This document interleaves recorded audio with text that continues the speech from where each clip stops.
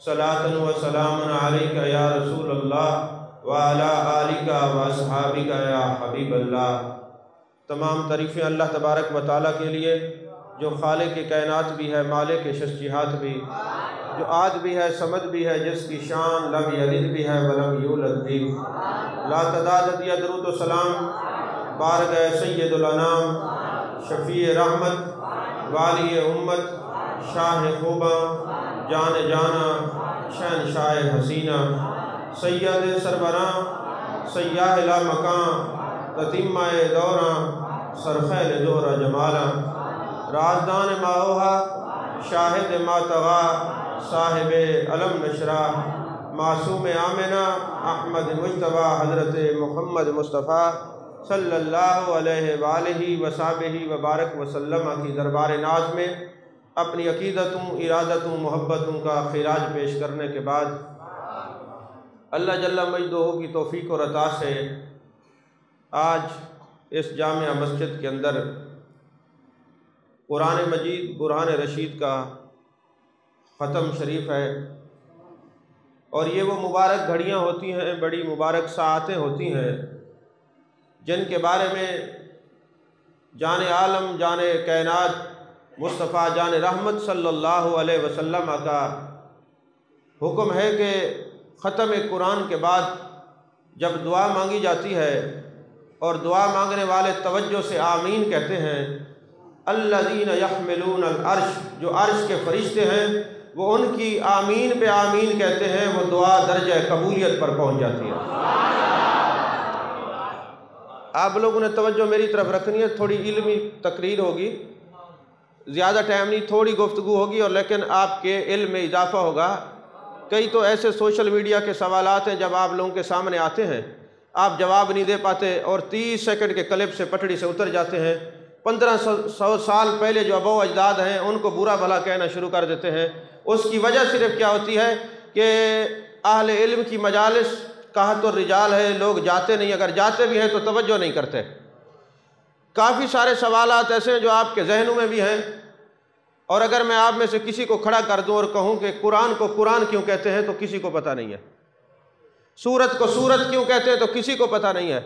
लेकिन बात शुरू कर दें या किसी को छेड़ लें तो पता ऐसे लगता है कि पता नहीं अपने वक्त का कितना बड़ा मुहद्दिस है। तो तवज्जो से चंद बातें गुजारिशात सुनिएगा और दिल की तख्ती पे लिखिएगा। देखना मेरी तरफ है, इधर उधर नहीं। पीछे मैं देख रहा हूँ जो भी आ रहे हैं, आपका मसला नहीं है, टेंशन नहीं, आप सिर्फ इधर देखिए। कुरान को कुरान क्यों कहते हैं?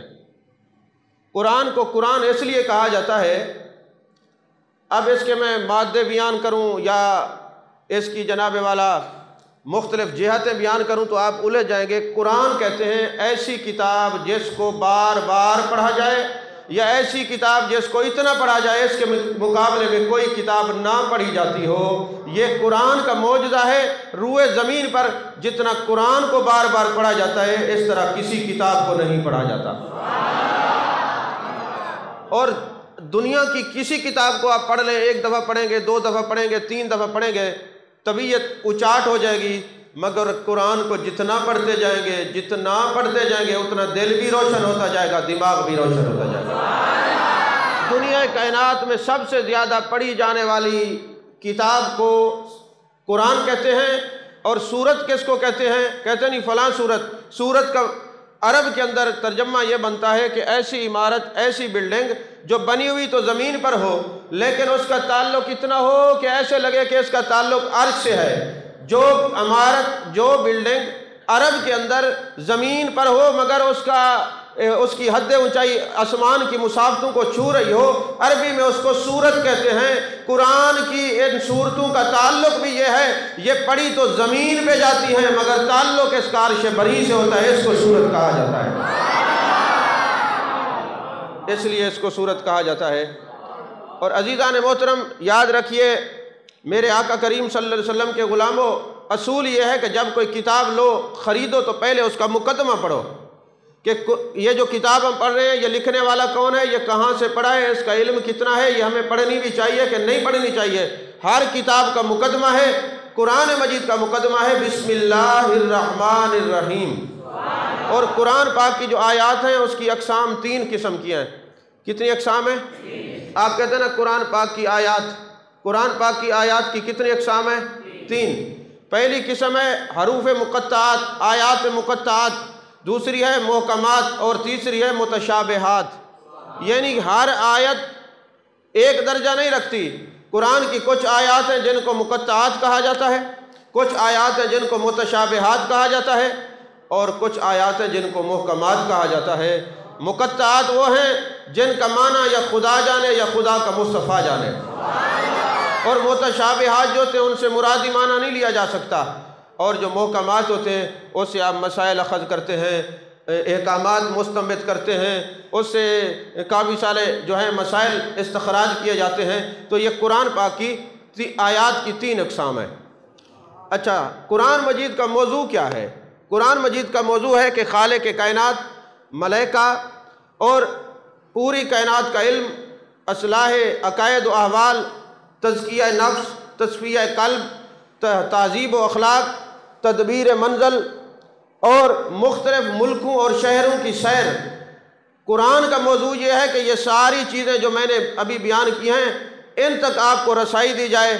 اور قرآن کی غرض و غایت کیا ہے؟ اس لیے کہ قرآن کا علم حاصل کرنے کے بعد اس پر عقیدہ رکھنے پر اللہ تبارک و تعالی لوگوں کی آخرت کو سنوار دے۔ یہ ہے قرآن کی غرض و غایت۔ اچھا، قرآن مجید کے جو نزول ہیں وہ 3 ہیں، 3 نزول ہیں۔ پہلا نزول وہ ہے جو جب یہ لوح محفوظ پہ لکھی گئی، اور دوسرا نزول یہ ہے کہ جب یہ لیلۃ القدر میں اس عزت والے قرآن کو عزت والے بیت پر رکھا گیا، اور تیسرا اس کا نزول یہ ہے کہ جب جان کائنات، جان عالم مصطفیٰ جان رحمت صلی اللہ علیہ وسلم پر وحی الہی نازل ہوئی، اقرأ بسم ربک الذی خلق۔ میں نے کہا پہلے تھوڑی تقریر مشکل ہوگی کیونکہ صرف آپ نہیں بیٹھے، پوری دنیا لائیو سن رہی ہے۔ اب مجھے تو وہ تقریریں نہیں آتی کہ ایک گنڈڑی سی مائی نے چاہی تے دور چا پچائی تے تسی بیٹھے سبحان اللہ تے پیسے، کچھ پتہ بھی چلے کہ آیات کتنی ہیں، قرآن کا مقصد کیا ہے۔ اگر آپ کو اور یہ نام یاد نہ بھی رہے تو ذہنوں میں یہ بات ہوگی کہ آپ کسی سے پوچھ سکتے ہیں بھائی تو بڑا تبلیغیں کرتا ہے، یہ بتا قرآن کی آیات کی کتنی قسمیں ہیں؟ قرآن کو قرآن کیوں کہتے ہیں؟ سورت کو سورت کیوں کہتے ہیں؟ تو عزیزان محترم، قرآن کے جو نزول ہیں وہ کتنے ہیں؟ 3 ہیں۔ پہلا وہ جب یہ لوح محفوظ پہ لکھا گیا، دوسرا یہ ہے کہ جب بیت العزت میں لیلۃ القدر والی اس عزت والی رات میں اس عزت والے قرآن کو رکھا گیا۔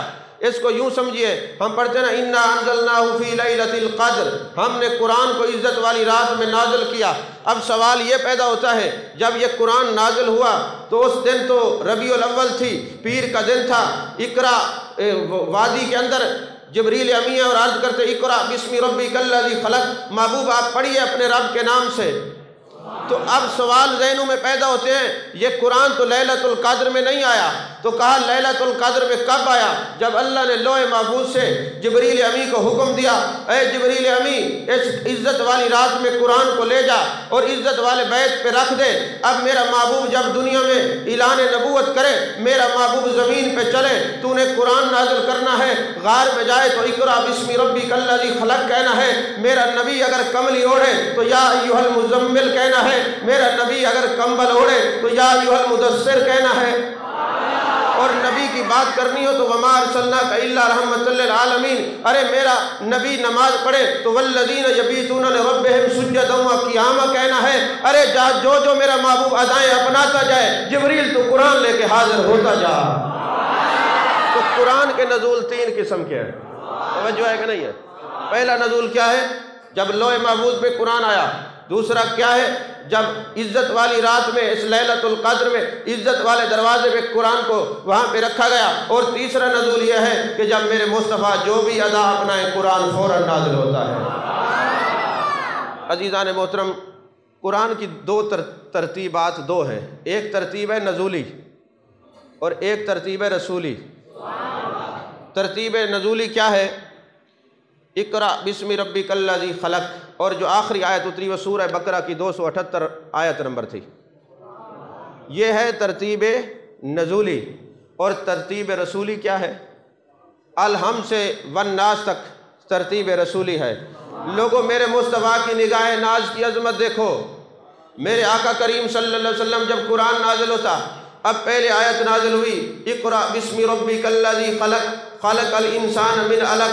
چاہیے تو یہ تھا کہ تلاوت میں پہلے یہ ہوتی، مگر یہ سورہ فاتحہ ہے، پھر سورہ بقرہ ہے، پھر سورہ آل عمران ہے، پھر آخر تک یہ فلق اور ناس ہے. یہ میرے مصطفیٰ کے نگاہ ناز کا عالم دیکھیے، نگاہ کی طاقت دیکھیے. جس طرح لوح محفوظ پہ الحم سے والناس تک قرآن لکھا ہوا تھا، میرے آقا زمین پر بیٹھ کر لوح محفوظ پر جو ترتیب دیکھتے تھے، فرماتے اس آیت کو وہاں لگا دو، اس سورت کو وہاں لگا دو. یہ ترتیب وہی ہے جو لوح محفوظ پر تھی. میرے مصطفیٰ دیکھ دیکھ کے بتاتے تھے اس آیت کو وہاں لگا دو، اس کو وہاں لگا دو. عزیزان محترم، میرے آقا کریم صلی اللہ علیہ وسلم نے فرمایا خیرکم من تعلم القرآن وعلمہ. تم میں سے سب سے بہترین انسان کنتم خیر امہ، میری امت سب سے اعلیٰ. مگر اس میں اعلیٰ یہ ہے کہ جو حق کی بات کرے، جو لوگوں کو برائی سے روکے، اچھائی کا حکم دے. فرمایا ان سب میں سے یہ ساری امت اعلیٰ، مگر اعلیٰ میں کون ہے؟ جو نیکی کا حکم دیتے ہیں، برائی سے روکتے ہیں. پھر اعلیٰ کون ہے؟ فرمایا خیرکم من تعلم القرآن وعلمہ. تم سب میں بہتر وہ ہے جو قرآن پڑھے اور پڑھائے. نگاہ مصطفیٰ دیکھ رہی تھی. جو بندہ اٹھے گا اہل علم پر اعتراض کرے گا، جو بندہ اٹھے گا وہ جاہل قوال ہو، جاہل پیر ہو، جاہل ناطقہ ہو، جاہل کوئی مقتدی ہو، جو بھی اٹھے گا یہ قرآن والوں پر اعتراض کرے گا. میرے مصطفیٰ کی نگاہیں ناز دیکھ رہی تھی. ایسا نہ ہو یہ قرآن پڑھنے والے دل برداشتہ ہو جائیں، یہ دین سے دور ہو جائیں کہ ایرا غیرہ نتو خیرہ جو بھی اٹھتا ہے ہم پر اعتراض کرتا ہے. ارے لوگ تمہیں لاکھ برا کہتے رہیں کہیں، پر سن لو تمہارے نبی نے فرمایا خیرکم من تعلم القرآن وعلمہ. تم میں سے بہترین وہ ہے جو قرآن سیکھے اور سکھائے. قرآن سیکھے اور کسی کو قوالیاں کرواتے دیکھ لو تو وہ افضل نہیں، کسی کو بھنگڑے ڈالتے دیکھو تو وہ افضل نہیں، کسی کو جناب والا مختلف رسومات کرتے ہوئے، کسی کی لمبی داڑیاں اور لمبے بال اور 10 انگوٹھیاں دیکھ کے یہ نہ کہو افضل ہے. افضل وہ ہوتا ہے جو قرآن پڑھ بھی رہا ہوتا ہے اور لوگوں کو قرآن پڑھا بھی رہا ہوتا ہے. یہی وجہ ہے میرے مصطفیٰ کریم صلی اللہ علیہ وسلم کے غلاموں، میرے آقا کا فرمان ہے جس جگہ مدرسہ ہوگا، جہاں صبح صبح بچے اٹھ کے توتلی زبان سے الف با تا سا پڑھیں گے، توتلی زبان سے الحمدللہ رب العالمین پڑھیں گے، توتلی زبان سے ذالک الکتاب لا ریب فیہ ھدی للمتقین پڑھیں گے. میرے مصطفیٰ فرماتے ہیں اور جہاں مدرسہ ہوگا وہاں پر 100 گھر مشرق، 100 مغرب، 100 شمال، 100 جنوب، 400 گھروں پہ ہمہ وقت انوار و تجلیات کی بارش ہوگی. اگر ان گھروں میں کوئی عیبی ہوگا تو اللہ ان کے عیبوں پہ پردے ڈالے گا. فرشتے عرض کریں گے باری تعالیٰ یہ عیبی ہے پر پردے کیوں؟ فرمایا اس علاقے میں مدرسہ ہے جہاں قرآن پڑھتے ہیں، جہاں قرآن پڑھا جاتا ہے میں سب کے گھروں پہ رحمت کی برسات برساتا ہوں. فرمایا خیرکم من تعلم القرآن وعلمہ. اور اس حدیث کو راوی روایت کرنے والے کون ہیں؟ حضرت عثمان غنی رضی اللہ تعالیٰ عنہ. میرے آقا کریم صلی اللہ علیہ وسلم فرماتے ہیں جب کوئی قرآن پاک کی تلاوت کرتا ہے ایک حرف پہ 10 نیکیاں، 10 گناہ معاف ہوتے ہیں، 10 درجے بلند ہوتے ہیں. مثلاً الف لام میم پڑھا ہے، الف ایک ہے، لام دوسرا اور میم تیسرا لفظ. جب الف پڑھا تو 10 نیکیاں ملی، 10 گناہ معاف ہوئے، 10 درجے بلند ہوئے. اب یہ ایک ایک قرآن کے لفظ پر 10 نیکیاں، 10 درجے اور 10 گناہ معاف ہوتے ہیں. اور میرے آقا کریم صلی اللہ علیہ وسلم نے فرمایا، حضرت عبداللہ بن مسعود رضی اللہ تعالیٰ عنہ راوی ہے، میرے آقا نے فرمایا لوگوں تمہیں پتہ ہے، میں تمہیں بتا دوں کہ ویران دل کون سا ہوتا ہے؟ یا رسول اللہ صلی اللہ علیہ وسلم ارشاد فرمایا جس دل میں قرآن کی کچھ آیاتیں یاد نہ ہوں، جس سینے میں قرآن ڈیرا نہ کرے، وہ جو سینہ ہوتا ہے وہ ویران گھر کی مانند ہوتا ہے. سینہ تب مدینہ بنتا ہے جب سینے کے اندر قرآن بھی ہو، صاحب قرآن بھی ہو. قرآن اور صاحب قرآن جب یہ دونوں چیزیں ہوں گی نا تو پھر یہ سینہ مدینہ بنے گا. آج پیر ہماری مخالفت کیوں کرتے ہیں؟ اس کی وجہ یہ ہے کہ یہ عالم بناتے ہیں، یہ حافظ بناتے ہیں، یہ قاری بناتے ہیں، اور میرے مقابلے میں لوگوں کو نچاتے ہیں اور کہتے ہیں وہاں نہ جایا کریے، وہاں نہ جائیے، ان کے پیچھے نماز نہ پڑھیے. کیوں؟ وہاں جاؤ گے تو تمہارے بچے حافظ بنیں گے، عالم بنیں گے، قاری بنیں گے، لوگوں کے مقتدا بنیں گے. ہماری دکانیں بند ہوں گی، جاہل تو جاہل ہی رہیں گے. مگر عالم کو اللہ کے محبوب نے فرمایا خیرکم من تعلم القرآن وعلمہ. فرمایا تمہیں کسی کو دیکھ کے پریشان ہونے کی ضرورت نہیں، گھبرانے کی ضرورت نہیں، مخالفتوں کو دیکھ کے، مخالفین کو دیکھ کے پریشان ہونے کی ضرورت نہیں، جب تیرے نبی نے کہا ہے تم سب سے اچھے ہو۔ میں ہوش و حواس اپنے اس بات پہ کھو بیٹھا، ہنس کر جو کہا تم نے، آیا میرا دیوانہ۔ اگر کسی کو محبوب فرما دے میرا دیوانہ ہے، اس کے دل کی کیفیات بدل جاتی ہیں، تو قرآن کے قاریوں، حافظوں، عالموں، تمہیں مبارک ہو، تمہارے مصطفیٰ نے تمہیں سب سے بہتر فرمایا ہے، سب سے بہتر فرمایا ہے۔ عزیزان محترم، میرے آقا کریم صلی اللہ علیہ وسلم نے ارشاد فرمایا، جب کوئی قاری قرآن پاک کی تلاوت کرتا ہے اور وہ قرآن فرشتے سنتے ہیں، اور کبھی قسمت اچھی ہو تو گنبد خضرا کے مکی کی بھی جلوہ گری ہو جاتی ہے، محبوب بھی تشریف لاتے ہیں، کیونکہ انفاس العارفین کے اندر یہ واقعہ موجود ہے۔ میرے آقا کریم صلی اللہ علیہ وسلم کا ایک غلام ہے جس کا نام سید عبداللہ شاہ ہے، وہ قرآن مجید کا دور کرتے ہیں، سرہند کے جنگلوں میں بیٹھ کر الحم سے والناس تک قرآن پاک کی تلاوت کرتے ہیں۔ کہتے ہیں ایک دن ہم قرآن پاک کا حافظ دور کر رہے تھے۔ اب میں یہ آسان تقریر اس لیے کر رہا ہوں، میں نے کہا یہ آپ الجھ نہ جائیں، سمجھ ہی نہ آیا آپ کو، جن کو سمجھانا تھا وہ سمجھ گئے۔ اب یہ چند جملے ہیں، چند منٹ ہیں، آسان تقریر۔ تو اب وہ سرہند کے اس جنگل کے اندر قرآن پاک کی تلاوت ہو رہی ہے، تلاوت کر رہے ہیں۔ اب تلاوت کرتے ہوئے کیا دیکھتے ہیں کہ کچھ حسن و جمال کا پیکر شخصیت تشریف لائے، چہروں پہ انوار و تجلیات کی بارش ہے، ایک بڑے حسن والے، جمال والے، چہرے پہ انوار و تجلیات کی بارش ہے، سواری پہ جلوہ گر ہیں۔ اب یہ سید عبداللہ کہتے ہیں میں ان کو دیکھتا، چونکہ قرآن کا ادب کیا ہے کہ جب تم قرآن پاک پڑھ رہے ہو، کوئی آئے تو سلام نہیں کرنا قرآن پڑھنے والے کو، اور جو قرآن پڑھ رہے ہیں اس پر لازم نہیں کہ وہ کسی کو جواب دے، کیونکہ وہ اس وقت میرے محبوب نے فرمایا اگر تمہارا دل کرتا ہے کہ تم اللہ سے باتیں کرو تو تم نماز پڑھا کرو، اگر تمہارا دل کرے اللہ تم سے باتیں کرے تو قرآن پڑھا کرو۔ تو جب اللہ سے باتیں کر رہے ہو تو پھر کسی مخلوق سے یا دنیا والے سے کلام نہیں کرنا، پھر رحمان سے باتیں کرنی ہے۔ توجہ ہے کہ نہیں ہے؟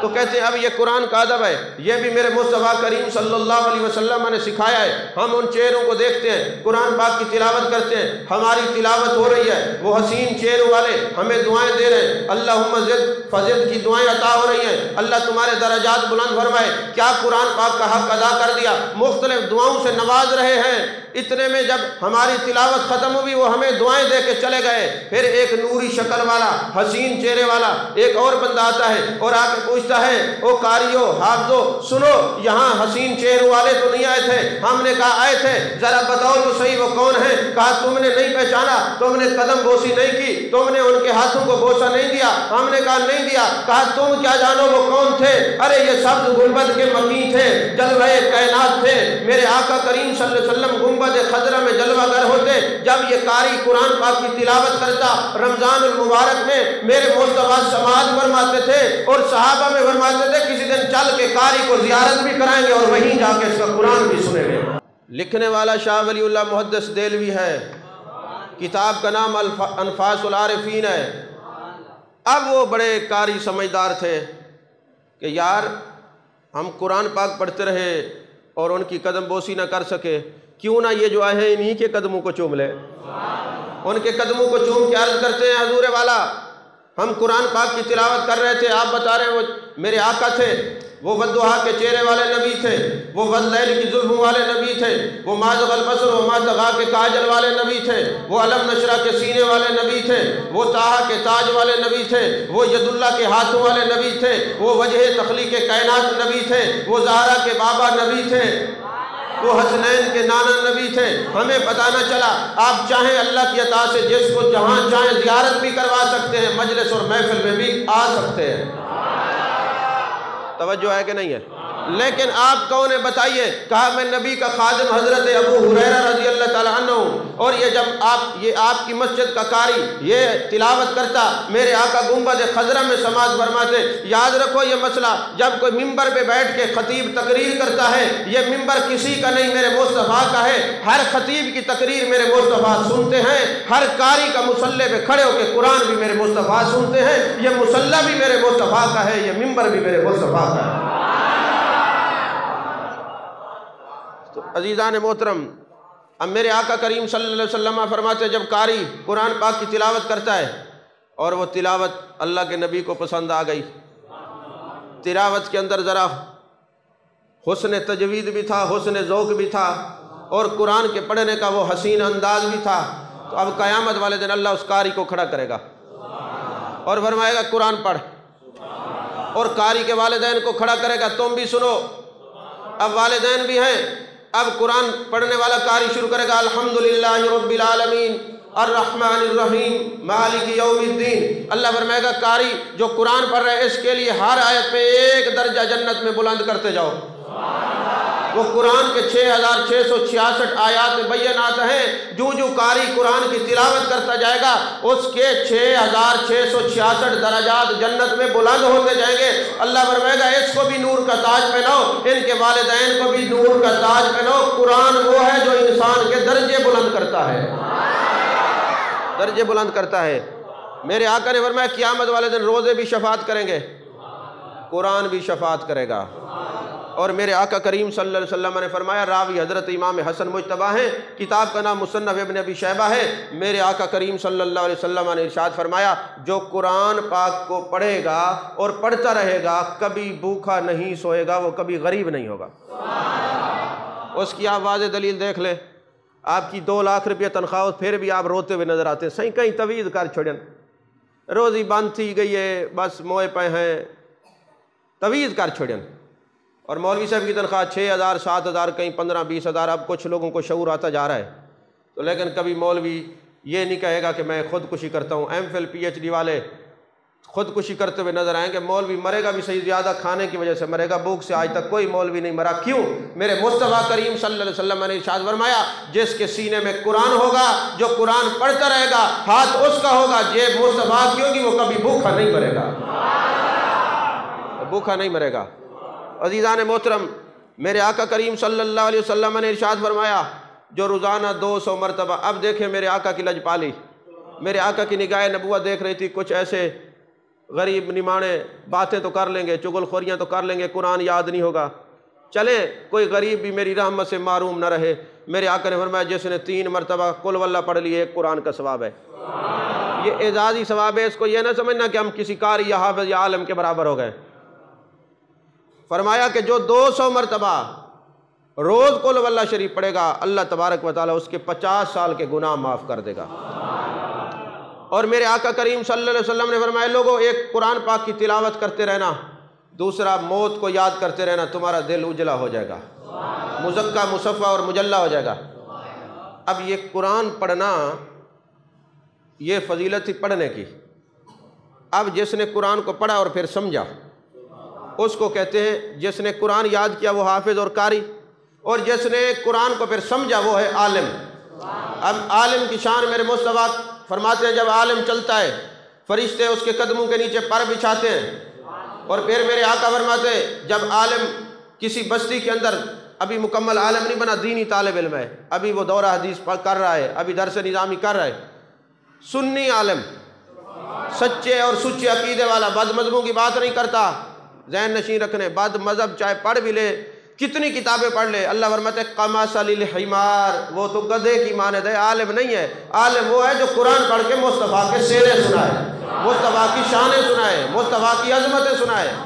تو میرے آقا کریم صلی اللہ علیہ وسلم فرماتے ہیں جب وہ عالم کسی علاقے کے اندر تھوڑی دیر کے لیے آرام کرتا ہے، طالب علم، ابھی عالم نہیں بنا، طالب علم پڑھیے، اٹھائیے عقائد نسبیہ نبراز پڑھیے، اس میں یہ ہے کہ جو دینی طالب علم کسی بستی میں تھوڑی دیر کے لیے قیام کرتا ہے، اللہ اعلان کرتا ہے فرشتوں اس بستی کے قبرستان سے 40 دن کے لیے عذاب اٹھا لو، یہاں ایک دینی طالب علم نے قیام کیا ہے۔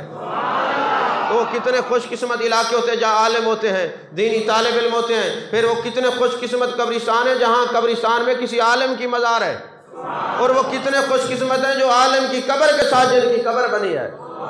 تو عزیزان محترم، میرے آقا کریم صلی اللہ علیہ وسلم نے فرمایا جب عالم چلتا ہے فرشتے پر بچھاتے ہیں، چونٹیاں بلو میں اس کے لیے دعا کرتی ہیں، سمندر کی مچھلیاں ان کے لیے دعا کرتی ہیں، عرش کے فرشتے اس کے لیے دعا کرتے ہیں۔ یار یہ جو لوگ علماء کے خلاف ہوتے ہیں ان کے خلاف ہونے سے کچھ نہیں ہوتا، عرش کے فرشتے بھی ان کے لیے دعا کر رہے ہیں، چونٹیاں اور مچھلیاں بھی ان کے لیے دعا کر رہی ہیں۔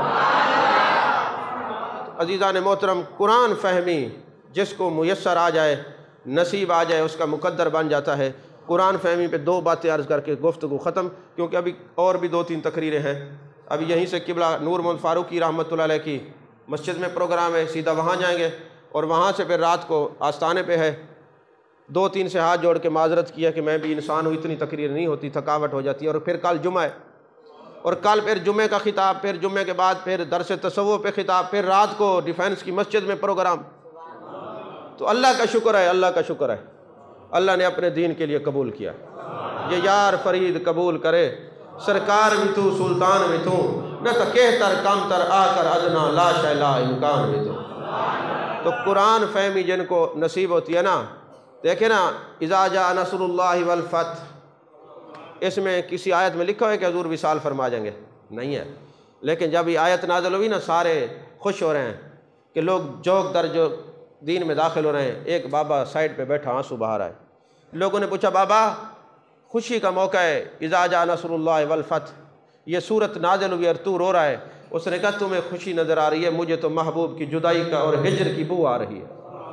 اب پتہ لگتا ہے محبوب جانے والے ہیں، اور پھر کچھ عرصے بعد انہوں نے کہا یہ بابا تو قرآن میں ہم سے آگے نکل گیا، یہ جو ہم خوشی سمجھ رہے تھے، ان کو ہجر اور فراق کی بو آ رہی تھی، وہ بابا کوئی یوم نہیں تھا، وہ سنیوں کا پیر حضرت سیدنا صدیق اکبر رضی اللہ تعالیٰ عنہ تھے۔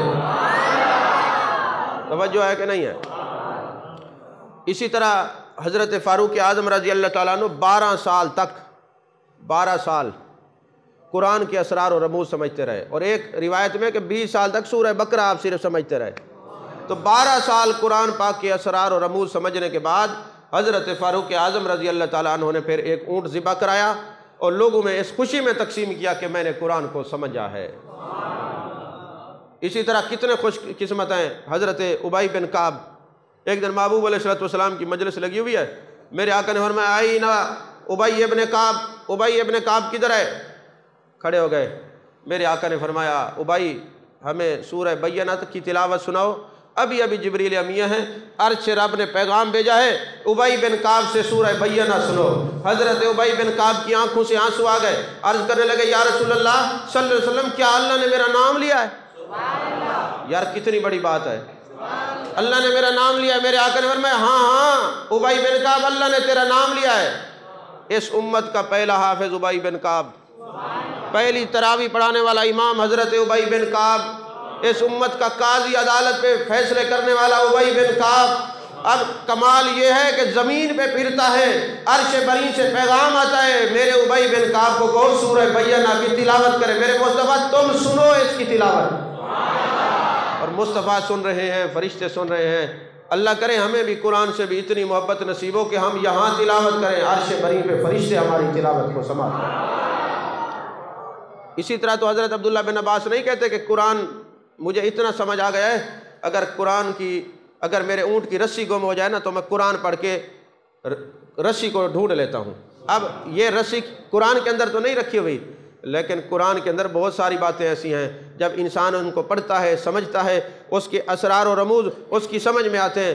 مثال کے طور پہ آخری بات اور تقریر ختم، ایک بندے کی شادی ہو رہی تھی، اس نے قسم کھائی کہ اگر میری بیوی چاند سے بڑھ کر زیادہ حسین نہ ہوئی تو میری بیوی کو 3 طلاق ہے۔ اب یہ اس نے کہہ دیا، خیر ان کے بڑے نہیں تھے جو پنچایتی ہوں اور کہیں چلو ایک دیگ پکاؤ چسولہ کرو، وہاں یہ بات نہیں تھی، وہ قرآن کو سمجھنے والے لوگ تھے۔ انہوں نے کیا کیا، شادی ہو گئی، جیسے ہی اس نے دلہن کا گھونگھٹ اٹھایا، وہ کالے رنگ کی تھی، حبشیہ تھی، فوراً ہی وہ جو گھونگھٹ تھا اس کو چھوڑ دیا، اور پریشان ہوئے کہ میں نے کہا میری بیوی چاند سے حسین ہوگی، یہ تو حبشیہ ہے، رنگ اس کا کالا ہے، کہیں طلاق تو نہیں ہو گئی۔ اب بیوی ہے یا نہیں اس چکر میں پڑا، تو ایک وقت کے بہت بڑے عالم حضرت امام ظفر کے پاس گیا اور جا کے کہنے لگا حضور یہ مسئلہ ہے۔ فرمایا طلاق نہیں ہوئی۔ کہنے لگے کیوں؟ کہتے وجہ یہ ہے کہ تو نے اس کو کہا نا کہ کون کیسا ہے کون کیسا ہے، تو نے اپنے نشان بنائے فلانا خوبصورت ہے بدصورت ہے، اللہ نے یہ نہیں فرمایا کون خوبصورت ہے کون بدصورت ہے، اللہ نے فرمایا لقد خلقنا الانسان فی احسن تقویم، ہم نے اس انسان کو بڑا خوبصورت بنایا ہے، بڑا سونا بنایا ہے، بڑا حسین بنایا ہے۔ اب رب کہے حسین ہے، تو جو مرضی ہے کہتا رہے، تیرے کہنے کی کوئی اہمیت نہیں، جا وہ تیری بیوی ہے طلاق نہیں ہوئی، کیونکہ قرآن کہتا ہے لقد خلقنا الانسان فی احسن تقویم۔ اللہ تعالی ہم سب کو قرآن کی معرفت نصیب فرمائے، آمین۔ وآخر دعوانا ان الحمدللہ رب العالمین۔